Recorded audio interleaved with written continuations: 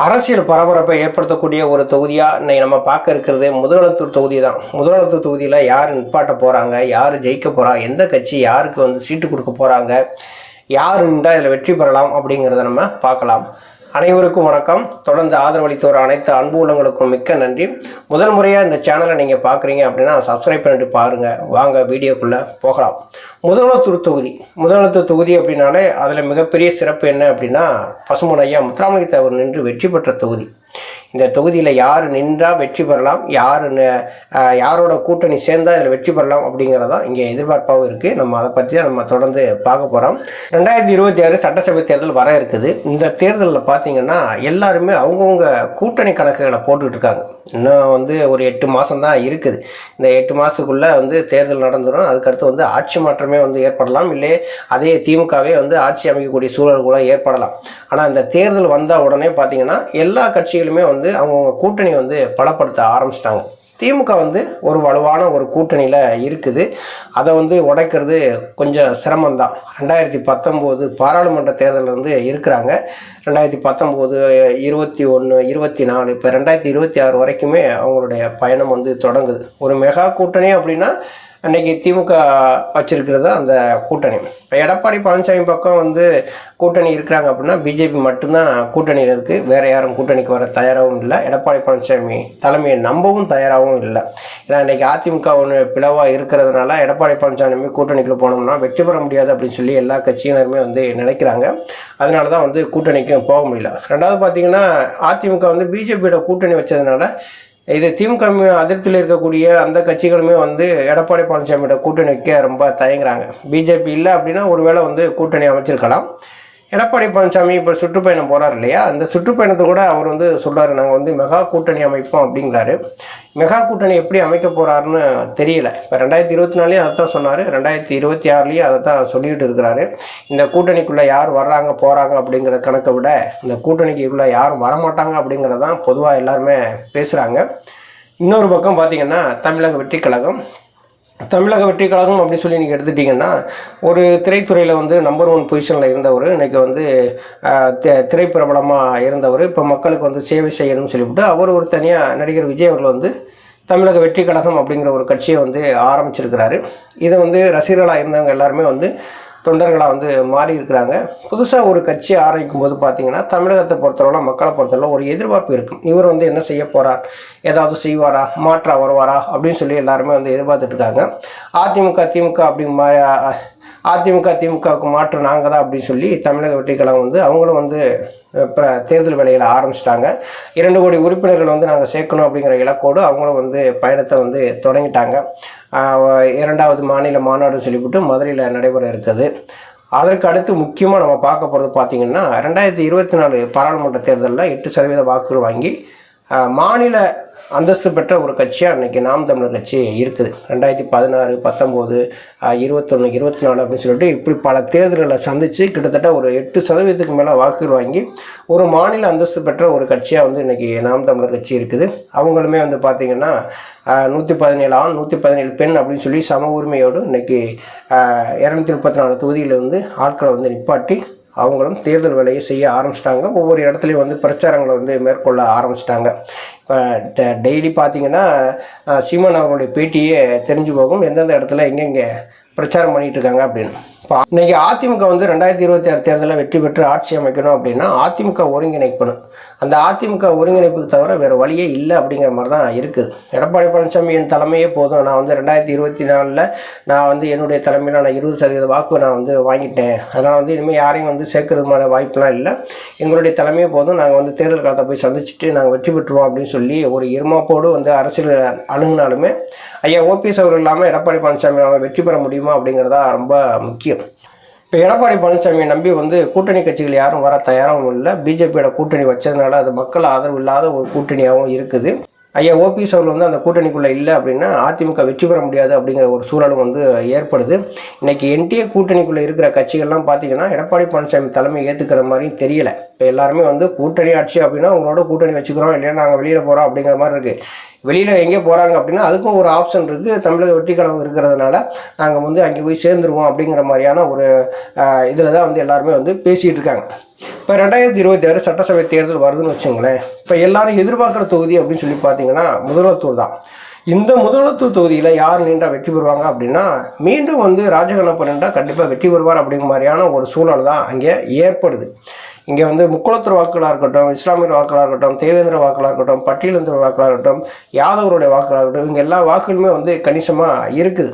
இங்கே வந்து ஒவ்வொரு வேட்பாளர்களையும் ஒரு கட்சியினர் வந்து நிப்பாட்டுறாங்க அப்படின்னா ஜாதி ரீதியாக பார்த்து தான் அவங்க நிப்பாட்டுறாங்க. அப்படி நிப்பாட்டினா தான் நம்ம வந்து வெற்றி பெற முடியும் அப்படிங்கிற எண்ணத்தோடு தான் செயல்படுது. இப்போ திமுக காங்கிரஸ் கூட்டணி அப்படின்னு சொல்லி பார்த்தீங்கன்னா திமுக வந்து பெரும்பாலும் வந்து முதலத்தூர் தொகுதியை பொறுத்தளவில் கூட்டணி கட்சிகளுக்கே விட்டுருவாங்க. 2 முறை காங்கிரஸ் சார்பில் சோ பாலகிருஷ்ணன் நின்று வெற்றி பெற்றார். அதுக்கப்புறம் மலேசியா பாண்டியன் காங்கிரஸ் சார்பில் நின்று வெற்றி பெற்றார். போன முறை தான் வந்து ராஜகண்ணப்பனுக்கு கொடுத்து அதை வெற்றி பெற வச்சுருக்காங்க. இப்போ ராஜகண்ணப்பன் அப்படின்னு சொல்லி பார்த்தீங்கன்னா யாதவ சமூகத்தை சேர்ந்தவர். அங்கே வந்து முதலத்தூர் தொகுதியை பொறுத்தளவில் பார்த்தீங்கன்னா யாதவர்கள் வந்து அதிகமாக இருக்கிறாங்க. ராஜகண்ணப்பன் வந்து அதிமுகவில் வந்து 91 to 96 வரைக்குமே வந்து எம்எல்ஏவாக இருந்து அமைச்சராக இருந்தவர், பொதுப்பணித்துறை அமைச்சராக இருந்தவர். 96 சீட்டு கொடுக்கணும்னு சொல்லிட்டு தனியாக ஒரு கட்சியை ஆரம்பித்தார். அது வந்து முழுக்க யாதவர்களை நம்பி தான் வந்து மக்கள் தமிழ் தேசங்கிற ஒரு கட்சியை ஆரம்பித்தார். யாதவ மக்களுக்காகவே கட்சி வந்து ஆரம்பித்தார். ஒரு கிட்ட வந்து போட்டி கூட போட்டாலும் கணிசமான வாக்குகள் வந்து வாங்கினார். அப்போ யாதவருடைய வாக்கு வந்து ராஜகண்ணப்பனுக்கு வந்து போய் விழுந்துடும். அப்படியான ஒரு சூழல் தான் வந்து அங்கே இருக்குது. பொறுத்தளவில் முதலத்தூர் தொகுதியை பொறுத்தளவில் திமுக சார்பில் ராஜகண்ணப்பன் நின்றால் ஓரளவு வெற்றி பெறுவதற்கான சூழல் வந்து ஏற்படுது. இப்போ அதிமுக சார்பில் யார் நிப்பாட்டுவா அப்படிங்கிறதா ரொம்ப எதிர்பார்ப்பில் வந்து இருக்குது. அதிமுக சார்பில் கீர்த்தியா முனிசாமி அந்த இடத்துல நிற்கிறதுக்கான வாய்ப்பு இருக்குது. அதுக்கடுத்து பார்த்திங்கன்னா மலேசியா பாண்டியன் வந்து நிற்கிறதுக்கான வாய்ப்புகள் வந்து இருக்குது. மலேசியா பாண்டியன் வந்து 2016 சட்டசபை தேர்தலில் முதலத்தூரில் காங்கிரஸ் சார்பில் நின்று போட்டியிட்டு வெற்றி பெற்றவர் தான். பின்னர் வந்து அதிமுகவில் எடப்பாடி பழனிசாமியை சந்தித்து அதை வந்து கட்சியில் வந்து இணைஞ்சிக்கிட்டார். அவர் கட்சியில் இணைஞ்ச உடனே வந்து அவர் சொன்னது என்ன, எனக்கு முதலத்தூர் தொகுதி இந்த முறை வந்து எனக்கு கொடுங்க, கண்டிப்பாக நான் வந்து வெற்றி பெறுவேன், செலவு பற்றி நீங்கள் கவலைப்படாதீங்க, நான் வந்து களத்தில் நிற்கிறேன் அப்படின்னு சொல்லி அவர் ஒரு பக்கம் வந்து ஃபைட் பண்ணிகிட்டு இருக்காரு, சீட்டை எப்படியாவது வாங்கிடணும் அப்படின்ட்டு. கீர்த்தியா முனிசாமி இப்போ சொல்லி பார்த்தீங்கன்னா 2016 சட்டசபை தேர்தல் நின்றும் தோல்வியை சந்திச்சுக்கிறாங்க. இது 2021 சட்டசபை தேர்தலில் நின்றுமே வந்து முதலத்தூர் நின்று தோல்வியை சந்திச்சிருக்கிறாங்க. இப்போ 2 முறையும் தோற்றுருக்குறாங்க. 3வது ஒரு வாய்ப்பு கொடுக்கலாம் அப்படின்னு சொல்லி நினச்சாங்க அப்படின்னா அந்த இடத்துல வந்து கீர்த்தியா முனிசாமிக்கு வந்து அந்த போட்டியிடுவதற்கான வாய்ப்புகள் வந்து கிடைக்கும். என்டிஏ கூட்டணிக்குள்ளே அமமுக வந்து இருக்குது. இப்போ என்டிஏ கூட்டணியினுடைய தலைமை யாருன்னு சொல்லி பார்த்தீங்கன்னா எடப்பாடி பழனிசாமி.